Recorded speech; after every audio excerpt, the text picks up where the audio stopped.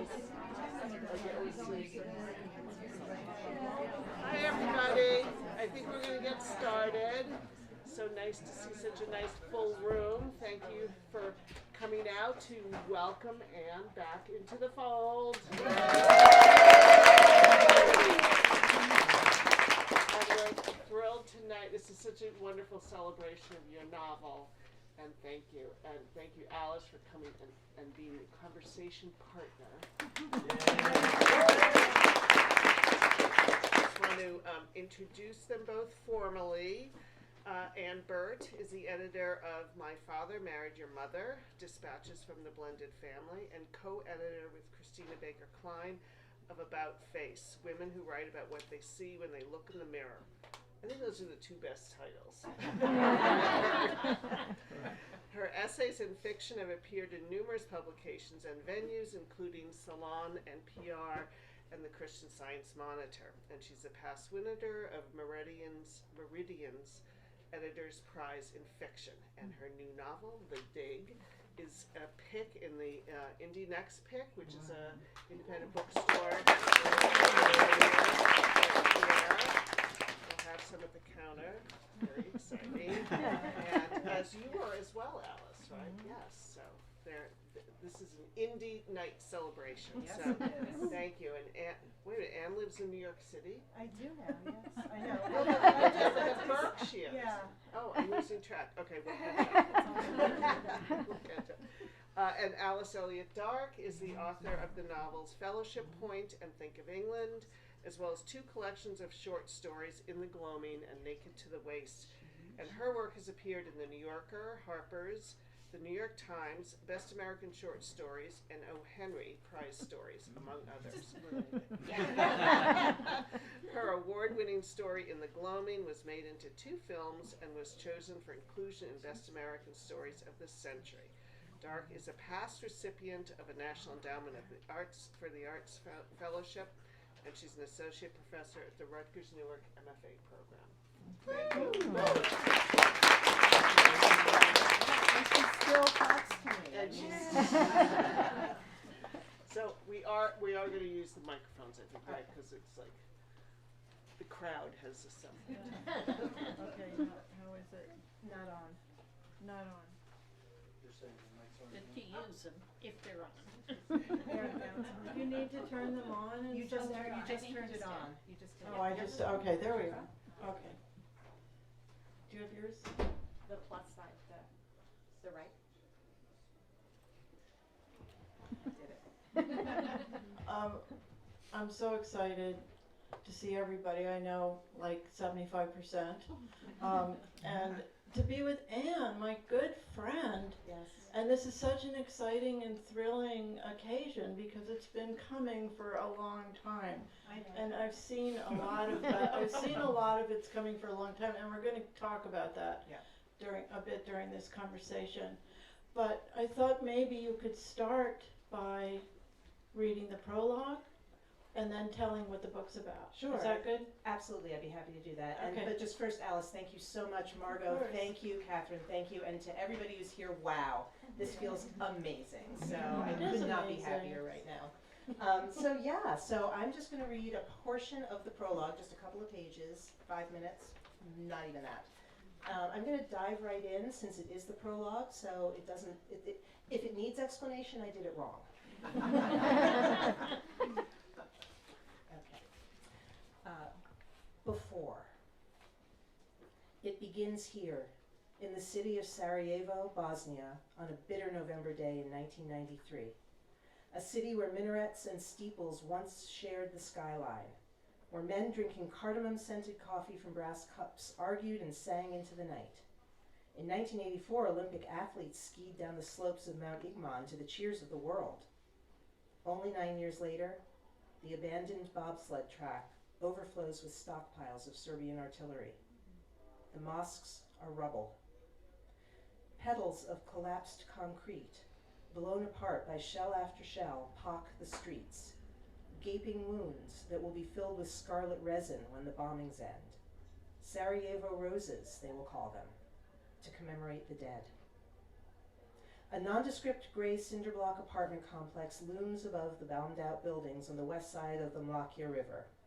Imagine yourself there, picking your way across the debris to building number 4, carefully, slowly, while sirens wail around you.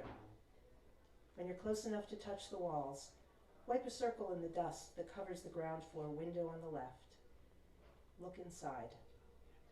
At first, you won't see any signs of life, but don't turn away. Look closer. In the back corner of the darkened room, a 3-year-old girl lies on the dirty floor under a cot. She stares at a diamond pattern of rusted bed springs above her head. Tufts of ticking from rips in the mattress hover over her like the clouds above the hills that ring the city. The scent of cabbage and garlic rises from the pot that's been simmering on the hot plate for hours. Her 6-year-old brother huddles against her, pressing his sweaty hands over her ears to dull the sound of exploding concrete. Close your eyes, he says, but she's too frightened. Without shifting, she moves her head as much as she can until she sees the wedge of floor beneath the kitchen counter. Shards of glass and piles of concrete on green tile. Dust motes swirl in a gash of daylight streaming from a new hole in the front wall. The round yellow rug covered in soot, her stick horse crosswise atop it, one glazed button eye peering out from a pile of shattered brick. And from the corner of her field of vision, a pale hand, motionless amid the debris. A hand whose wrist sports the brown sleeve of her mother's dress. The dress the girl helped fold that very morning, warm and sun-sweet from the clothesline in the back. A giant boot steps between the girl and the hand, then more boots. 2 male voices whisper. It's not a language she's used to hearing in their home. Her brother covers her mouth now instead of her ears. Keep quiet, keep still, his gestures tell her. He's always trying to shush her. She wrests herself away. The whispering stops. Suddenly, a man's head appears. Blonde hair and beard, smears of dirt across his face, startling blue eyes. Shit, he says. The girl recognizes this word. She's heard men shouting it from the trucks that rumble back and forth on the street outside their apartment. It's a word about things you don't want. Another man, who looks like the first but with no beard, appears. His eyes are kinder. The bearded man's thick hands slide under the cot toward her. His fingernails are split and caked with grime. Her brother pulls her back toward the wall, trying as hard as he can to make them both disappear. The girl feels the man's hands grab her ankles. She tightens her grip on her brother's narrow shoulders. She'll be ripped in two, she thinks. Then another blast screams from outside. The apartment tilts again. The girl shuts her eyes, and the world closes in. She lets go.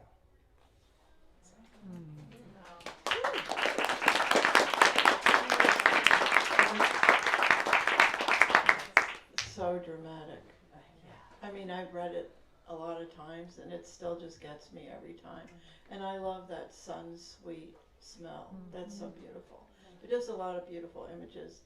But do you want to just give an overview of what the book's about now, so everybody? Sure. So that was the prologue, and so when you get to the main action, it takes place actually, we're 20-something years later. It's 2014, and we are in Minnesota. And the girl is now Antonia. She is a newly minted lawyer. She and her brother were adopted by those people who found her. They are contractors who are from a small town in northwestern Minnesota. They brought her back after being orphaned and raised her and her brother there. The story begins when she is beginning her life as a newly minted lawyer. As I said, in Minneapolis, she gets a call in the middle of the night from the adopted uncle. That was the bearded guy. And he says, "You have to come home, your brother's gone missing." And from there, Antonia returns back to this small town where she has a lot of issues because they, growing up as immigrants, were very, very unusual. It was a very, very insular town. And in the present day of the story, there's a newly arrived Somali community of refugees from, again, on the other side of the world, another series of crimes against humanity. And they've come together in a town where there's explosive dissent against this. Tony's brother has gone missing because he was defending a group of Somali residents against their own family's construction company trying to use eminent domain to raise the area. So then, over the course of 24 hours, Antonia discovers not only what happened to her brother, but some truths about what happened in that part that I read in Bosnia 20 years ago about her birth family. And it's a mystery, and it's also very much influenced by Antigone, by Sophocles. That was the first inspiration for it. So, there's not a lot going on. So I'm just going to start, outside in. Like, this is an incredible image, and I'm wondering what that image means to you. And the title of the book, The Dig, where does that come from? Right. So the dig is a literal dig. It is the big dig that Tony King's family is taking over the town of Thebes, Minnesota with to raise the community and actually build a strip mall. It's a community center, right? There is a part of it. Somali community center that they want to tear down in service of building a lot of malls and shops. So the dig is a deliberate reference to the whole structure of what the family is trying to put together with the construction company that they're doing. There are also some other layers because, it's a novel.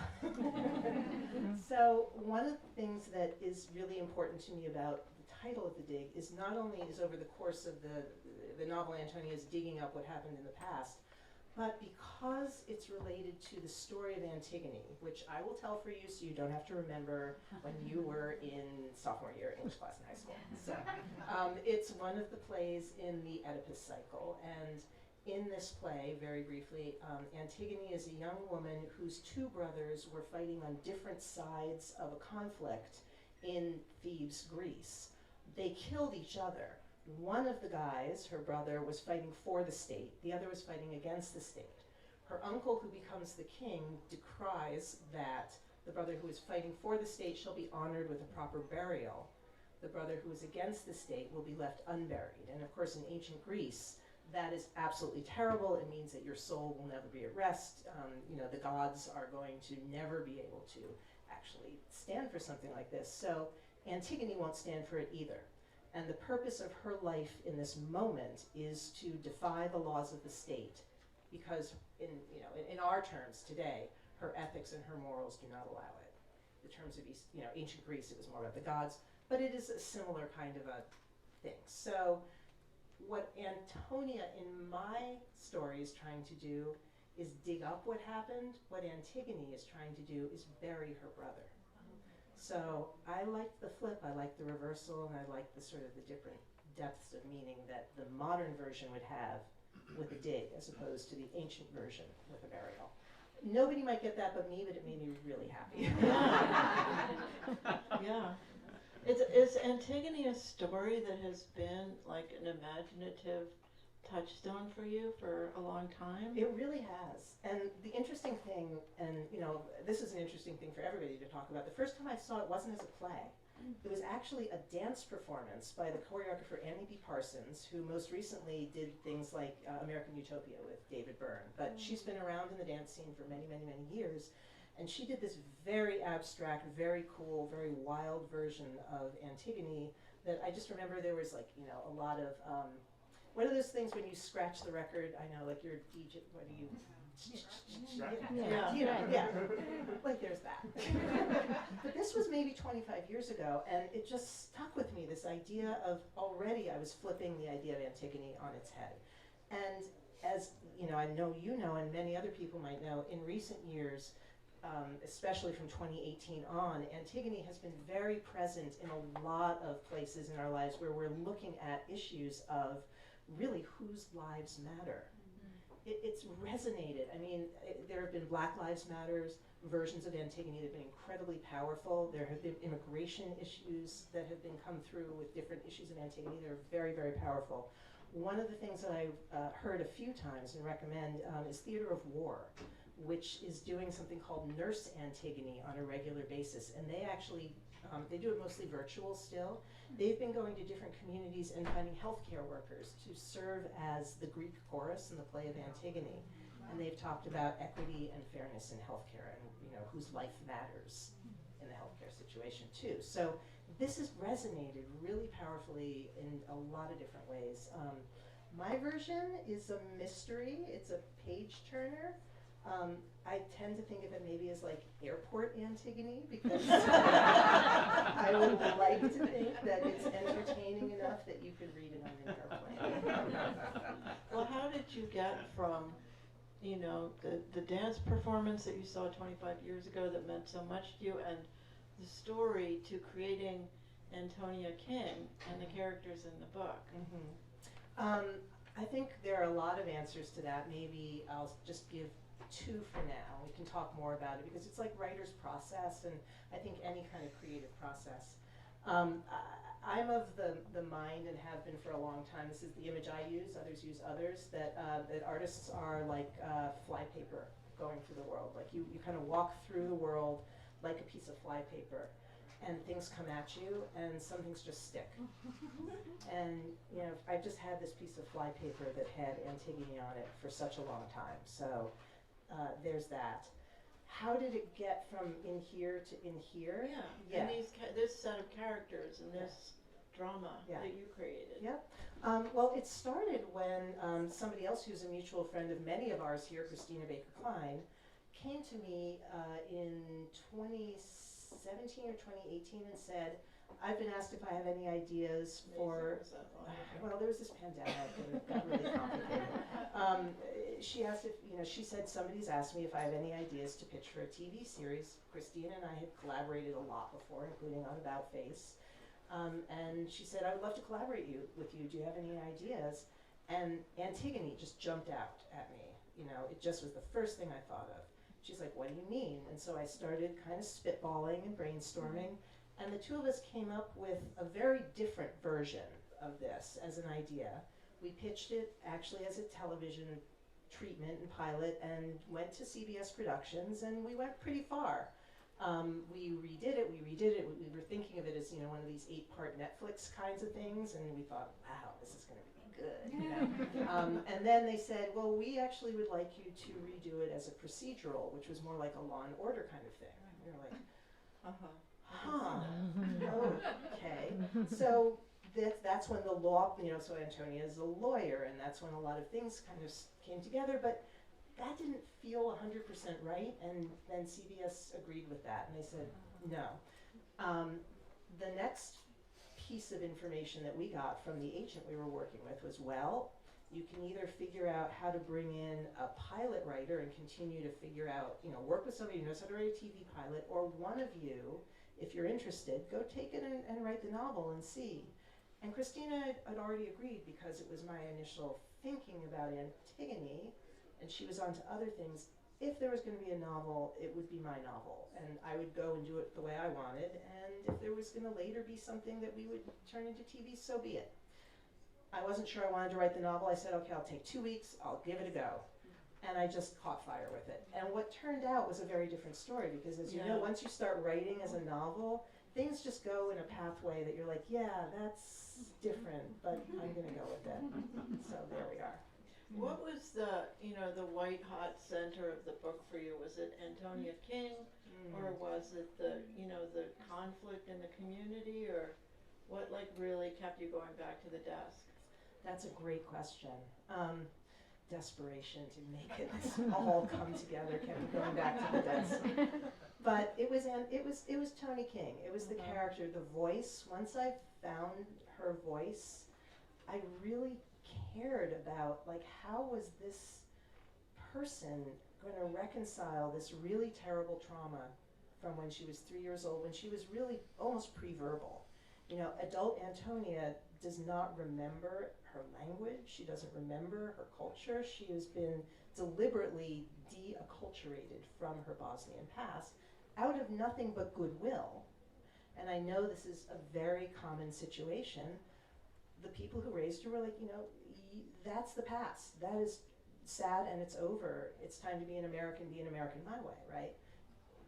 And at this point in Toni's life, when she's taking on this role of, will I go and defend not only my brother's right to be representing the people he cared about in this community, but am I going to go against the wishes of the state in the world, but her uncle in her life, and say, no, you're wrong, and I'm going to defy you. And she has a very complicated relationship with doing that, because it does mean that she has to give up what it is that she wanted and chose, which is to live that American life and live that dream. Yeah, it's like a complicated character because there is like her till she was 3.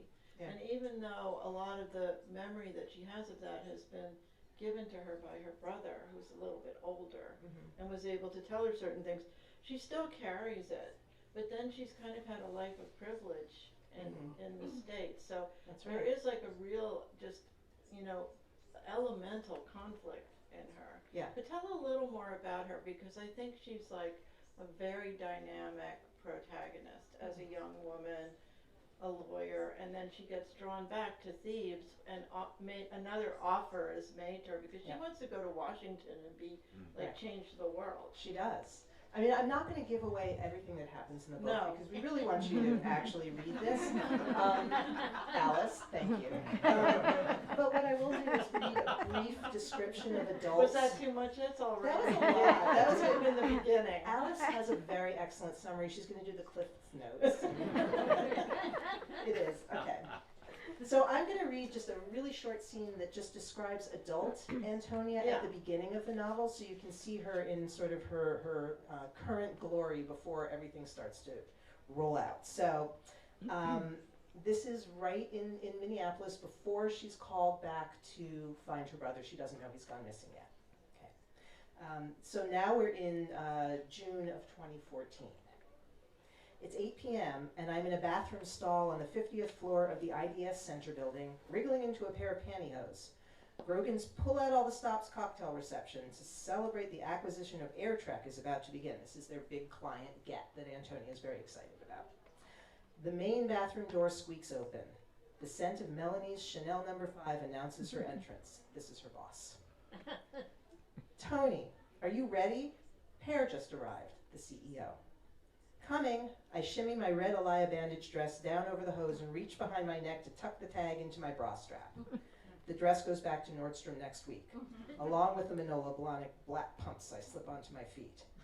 I don't trust any item of clothing I own to give me the confidence I need to exude tonight.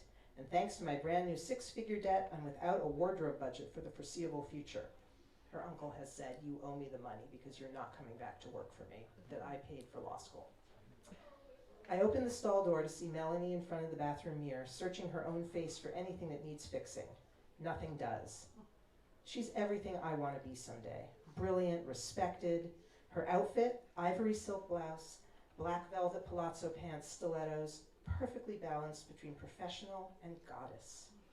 Even her skin looks expensive. A career like Melanie's, filled with mundane rules and regulations, might look like a yawn from the outside. But I see something else when I watch her. Control, certainty, a haven from the dreams that still shake me from my sleep. The one where I'm reaching for my mother to pick me up, but she floats away, carried into the night sky by giant wooden clothespins, while dust glitters all around. The one where she feeds me sour cabbage from a green plastic spoon with a metal handle. I want her to stop, I hate it, but she shoves more into my mouth and more until I wake in a sweat, gagging on nothing, tears running down my cheeks. No. Melanie's work is a pathway to mastery, filled with handholds and footholds I can use to climb even further away from the little girl I used to be, the one who still invades my nightmares, even 2 languages, 20 years, and 10,000 miles later. So that's adult Antonia. She's a little conflicted. Yeah. And that's what kept me going, Alice, to your earlier question. I wanted to know what she was going to learn about herself. Yeah. I didn't know. I just knew it was going to be a lot. She has lots of, very admirable character traits. She's very brave. She's brave. She's brave, and she's intrepid. Mm-hmm. And she also is she really pays attention to everything that comes her way. I mean, she's kind of a perfect person to go through a really big story like this. Yeah. No, she kept me going. She kept me interested. She informed me as I was going, as characters start to do. I would ask her sometimes when I didn't know what was going to do next. I'd be like, okay, Tony, now what are we going to do? How are we going to get out of this situation? So have you cast her yet? I actually haven't. I mean, no. Who do you think should play her? Selena Gomez. Oh, perfect.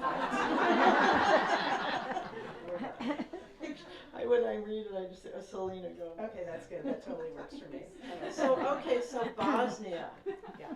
So why did you choose that particular Mhm. conflict and situation? And I know you had a little bit of early, Yeah. controversy with your agent or editor about it.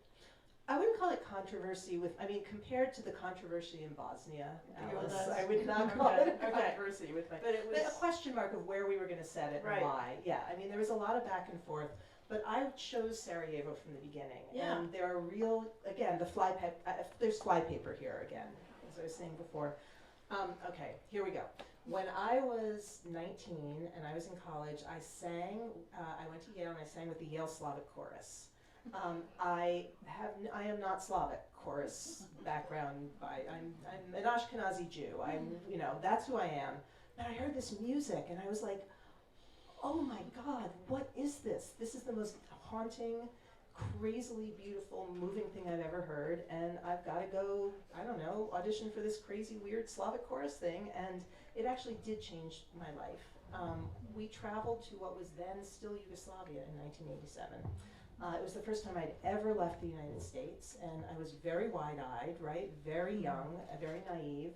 We landed in Sarajevo, and at that time, this was 1987, I landed and woke up in this city where there were mosques and synagogues and churches all activated in the town square right near each other, and people were drinking coffee and laughing just like in that first scene. Like, that is right out of the experience I had as a 19-year-old. And I was naive enough to think, oh my God, there's a world in which everybody can get along. And I found it, and it's beautiful. And then, of course, not 2 years later, it was an utter devastation. The Balkan Wars happened, and then the genocide of the Bosnian people was just,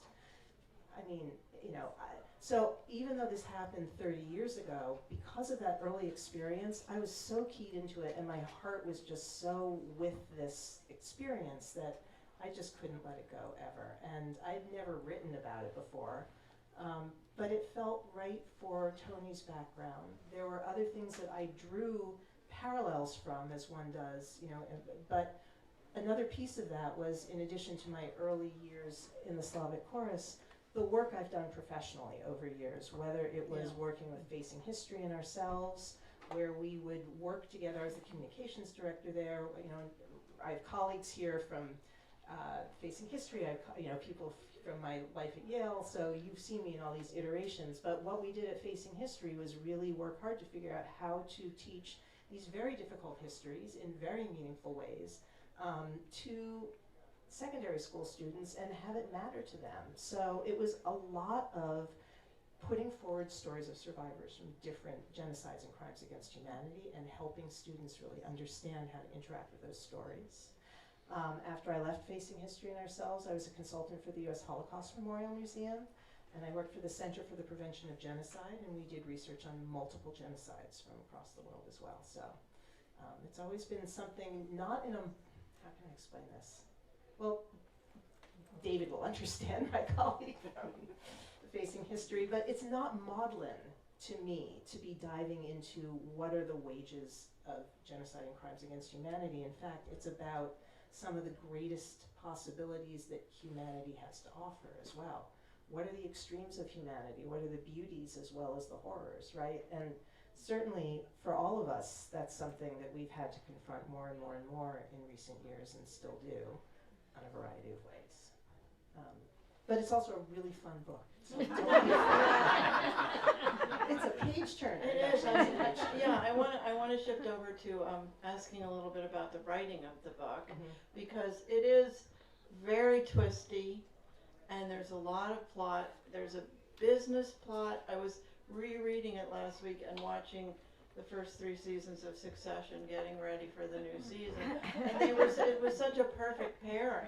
Because, there were just a lot of things that felt like in the same space, of a family business plot and all kinds of drama going on.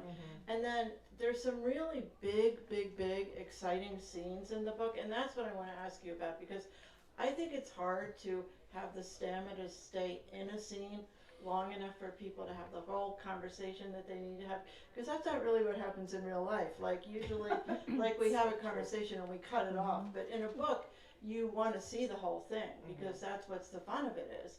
So, and some of them were so intense. I was like, did you have to walk away in the middle of the scene to like be like take a breather, or how did you do these big scenes? Yeah. Well, actually, I mean, I think I had to walk away and come back months and months and months and months because those big scenes took writing and rewriting and pausing and thinking and rewriting again and again and again. I don't think any of those scenes flowed out of me in any kind of way that I could say they were all put together because there were threads that had to be woven through from each of these, and each person, each character needed to either get something in those scenes or lose something in those scenes, right? So I came up through kind of a very literary education, and when I decided I wanted to write The Dig in the way I wanted to write it, I actually wanted to have a mystery and thriller element to it, so I had to study that. You know, I had to take myself back to school and teach myself how some of the folks who do this really well did it and what could I learn from it. And this is, you know, my first, hopefully not too wobbly attempt at doing some of that, but I loved it. You mentioned Succession. The scenes, for those of you who have many of you seen the season? Yeah. Okay. One of the things I think they do so brilliantly is those group scenes. I think, you know, the writing, right? When you gather Really this whole fun. family like around a table, and there's not just the zingers, they're fun, but there's so much else that's happening at the same time. Each zinger is like, you know, a porthole into a sea of experience. And I really, really tried to learn from that as well. I think there's such satisfaction in this young woman, Antonia. She's like, what, 25 or 26? And she has to have some really difficult conversations with authority figures. And she holds her own. And it's really just dramatic and fun to read. You know, I do think we have to emphasize how fun this book is to read, because I found that so satisfying. It's hard to do. It's hard for young people to have those conversations. So it was really great the way you know. And sometimes she does like sneak out of bathroom windows before anybody can see her because she doesn't want to have those conversations. So, but she learns. She learns. Yeah, she does. Okay, so I wanted to ask you, I think, let's see what time it is, because I want to leave time for questions. Time for questions, yeah. I think we're pretty close. One more question from me, or should we start on questions? All right, I wanted to ask you about the timing of this book in your life, because we've talked about this. And I know I just wrote a big book, and I know I started it when my son left the house. That's right. Because I simply didn't have the mental space before then. Yeah. And I know you have a similar feeling of like, you know, having a full-time job and taking care of children and a house. It's a lot, right? I'm smiling at my daughter right there. And her friend. But yes, absolutely. I mean, first of all, Alice is mentioning her big book. If you haven't read Fellowship Point, please drop everything. Thank you. It's a beautiful book. But yes, that is very similar. We've talked about this. So, you know, when my two kids were the same age, they're stepsisters, and so they both went to college at the same time. That was nice for me as a writer because actually it's true. I mean, and Tessa will attest to this. You know, it's like it was just I was always writing. I was always working on things. There was no question that I had novels in progress that whole time. But for me, I couldn't get them across the finish line when I was working and had the kids. And I know a lot of people can, and I was always just, my hat is off to anybody who can do that. For me, you know, I actually though also had the kind of job that I was pouring myself into. Really big jobs. I did. And I loved my work. That was also another thing, you know, it mattered to me very much. But I never stopped writing. I was just writing shorter things that were getting published and trying to write long things that I just couldn't see all the way through. But it is no coincidence that once the kids were in college, there was just more space. Yeah, I just wanted to reflect that because I think a lot of people who don't really have the time to write a novel blame it on themselves. But there is a reality aspect to how all of this works. You can't do everything. Right. You really can't. You can't, and there are a lot of writers here in the audience too, so I know that the balance between all of these different things is something we all try and deal with in our variety of ways. Okay, I'm just gonna ask 2 more quick questions, and then think of your questions now, because I'm gonna stop in a second. What was the most fun writing in this book? What did you like the most about working on the that's book? a great question. There are scenes in which Antonia gets to show her chops as a really good lawyer when she digs into research to figure out some of the background that's happening. I loved writing out that process and putting her mind in action and making her as smart on the page as I possibly could. That gave me a lot of pleasure. That's wonderful. Well, I'd love to ask Paul about the research too, but maybe someone else will. And I just wanted to know if you're working on something new or you're taking a little breather. No breathers. No, I've got a couple of things in progress, and they're at very beginning stages. I will say I have another novel that is percolating that also has an ancient Greek influence. I really loved having that. That's exciting. Okay. Questions? The hands are flying up. Do you want to call? Sure, first Laura and then Tony. Well, can you tell us about your research process? Thank you, Laura. Thank you, Laura. Yeah.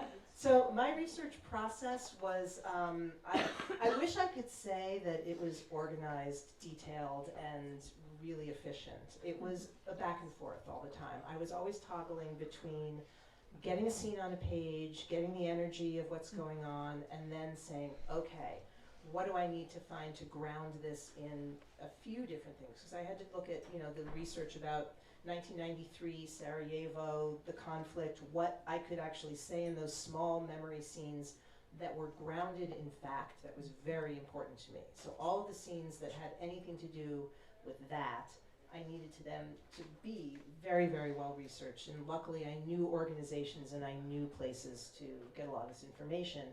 But then I had to take a lot of it out, which a lot of people do, because in the reality of the characters, the person who's remembering it was 6 and was telling it to somebody who was 3.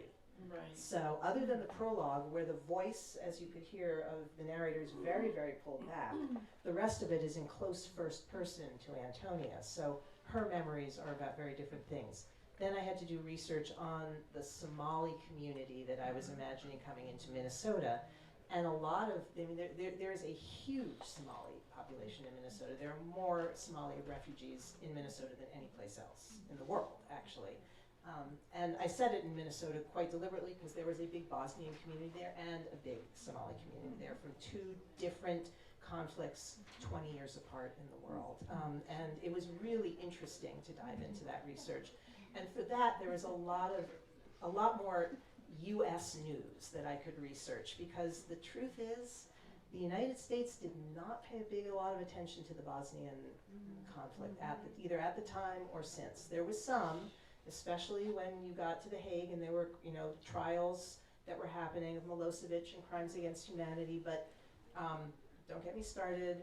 We can have a political conversation another time, but let's just say both at the time and now, not very well documented, not very well paid attention to here. So it was very interesting. So you're obviously very well versed on displacement and identity. My spidey sense goes up as an adoptive mom when I start hearing about the adoption and how that affected Antonia's identity. Did you do research on this? I did do research on this. Oh yes, I'm so sorry. So as an adoptive parent, the question was, did I do research on adoption and what that might have brought to the table for Antonia? And I did.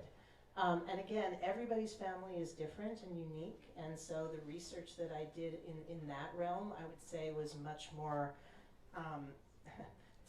discursive isn't the word, but I just tried to pull as many threads from different places that were reliable sources as I could to try to make the experience emotionally of this character real to me and to my beta readers and to others. So I really focused again on this emotional thread of this character that I created and tried as hard as I could to do that, you know, and it's really, these are all really complicated stories and feelings and complicated families, and I you know, I have a complicated family myself, a beautiful family, but a lot of complicated step-family things, and you know, it made sense to me to write complicated family dynamics.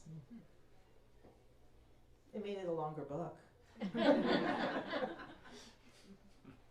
other questions? Other questions? Yeah. When you said, I think you said that you studied mystery genres, and what did you learn by studying them that you put into the plot? That's a great question, Laurie. So the ticking clock, the concept of the ticking clock, which is helpful, I think, for a lot of fiction, not just mystery, but that it's very overt in the mystery genre. For those of you who are writers, I mean, it kind of makes sense, right?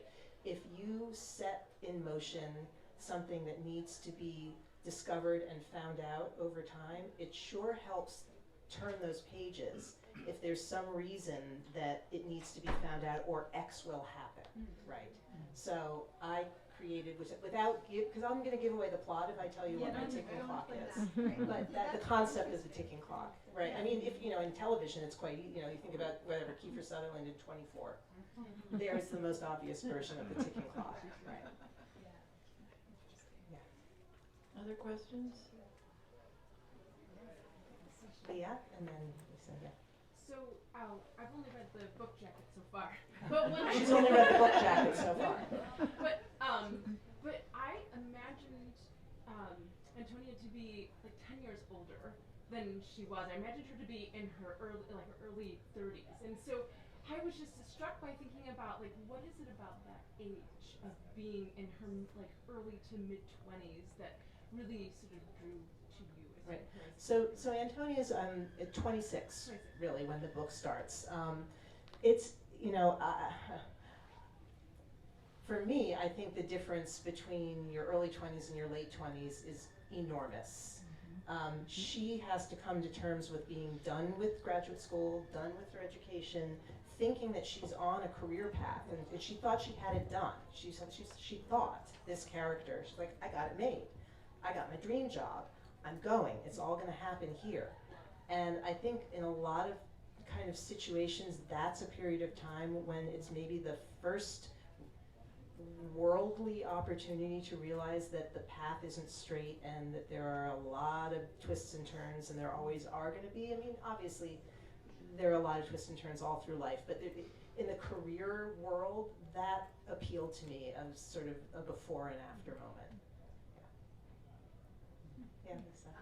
So, Anne, hearing you talk about this book, you're just extraordinarily articulate about how it's put together, the structure, how it works, what you were trying to accomplish. You do not sound like a debut novelist at all. And I'm old. I've had a lot of time to think about it. my question is, does some of that capacity to reflect and think about your book and understand how it was put together, did you bring that from your earlier work? How did your very rich, complicated work life prior to this contribute to the way you were able to approach this twisty, complicated, intellectual page-turner? Thanks. Actually, Lisa, it's really funny. She asked me how if my complex work life contributed to the fact that I was able to really hold a big structure in my head and be very articulate about it. It's funny, when I was so I got a graduate degree in creative writing from NYU in the mid-1990s, and my fellow MFA students at the time used to call me the structure queen. They would come to me when they were working on stories and they didn't know what the structure was, because because I loved structure. I've always loved structure. And so I, though, didn't put that together with a mystery genre, which is very much about a puzzle box. It's all structure in that way. I didn't really learn, I think, that I could be that kind of writer. You know, when I went through graduate school in that period of time, and I think I have many other friends who did that too, it was literary fiction in a very specific, narrow casting. Yeah, it's and I don't opened think up it is now. right. I mean, it has, right? I mean, tell us about, like at Rutgers, there are much more genre A lot of stuff, interest right? in speculative fiction. Yeah. I'd say that's the top Mm.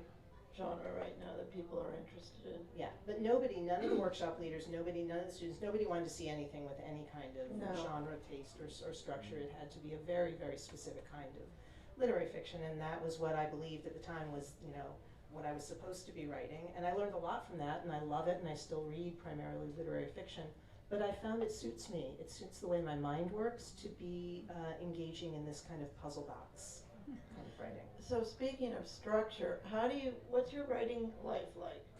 Like, how do you structure your writing sessions? Yeah. Morning, night? I mean, I love these kind of questions. A lot of them. Yeah, It's right. my favorite, actually. So it's amazing. They call me the structure queen about what's on the page. Certainly not with my life. I don't think I'm a structure queen with my life. I tend to dive in really, really hard at small periods of time. I work best when I'm like, okay, this week I am just working. I'm going to put my other things aside, and I've got like 3-hour sessions. And you can't do that all the time because, there's a lot of other jobs that have to be done and work that has to be done. So when I was writing The Dig, the thing that got me over the hump of what I needed to get it down was taking 3 days at a time, once a month, and going away somewhere. Like, I have very good friends who are here in the audience who lent me their house in Pennsylvania several times where I could just disappear and write for a few days. And I would, a couple times I would go to an Airbnb and write for a few days or borrow somebody else's house. We went to Maine together and I was working there. So those times got me through the heavy periods of time. And then I tend to do maybe 2 hours a day. And I try to do it, now that I'm a freelancer, I can do this a little bit better mid-morning. When I was working full-time, it was not possible. I would try to get up really early when I was working full-time. That's hard, that's reality. It wasn't until I went freelance that I was able to say, you know what, I want to save 10 to 12 for my own writing, and I'll get up and I'll do my business work from, 7 to 9.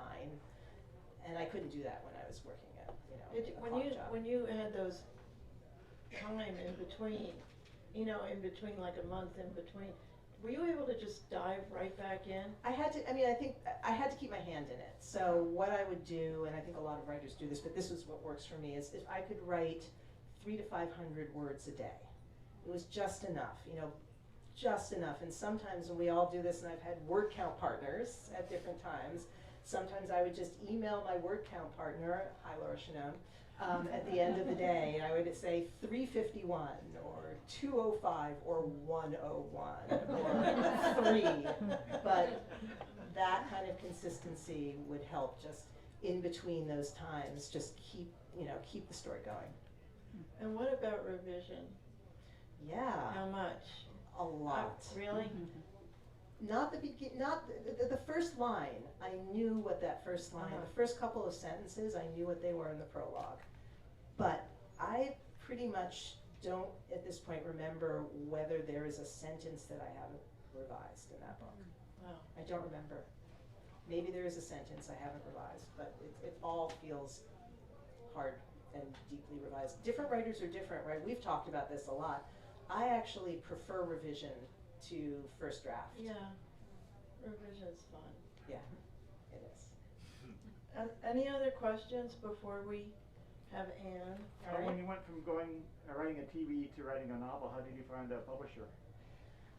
Well, I didn't have a publisher with the TV rights, so it's a whole.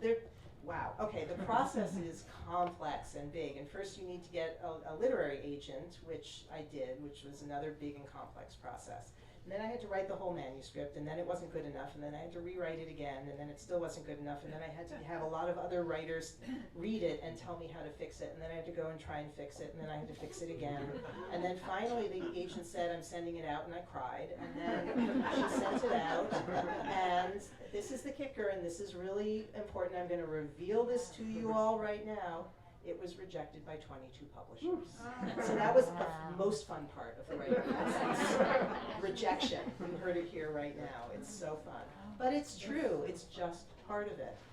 And then Counterpoint Press said yes. It took one yes. And many writers, as I howled in the night and cursed, said it's just, you've got to get that one yes. You'll get your yes. And my yes came after 22 no's. And frankly, I'm glad now, even though it was like hell then. But now I'm like, okay, because when you have a product out in the world, and it is a product, a lot of people are going to hate it. It's not their kind of book. They're going to say, this is dumb. I No don't one's like going it. to hate this. No one's going to hate this Not gonna book. happen. So, but the point being, Please. okay, that's fine. It doesn't matter. It's it's all taste. I don't want to watch a TV show somebody else wants to watch. I don't want to read a book someone else wants to watch. But that was the process, Yari. So thanks. Not for the faint of heart. Yeah. Is this a good time to start signing the books? What a perfect time. Can I just stop for 1 second though and say, this is beautiful. Yeah.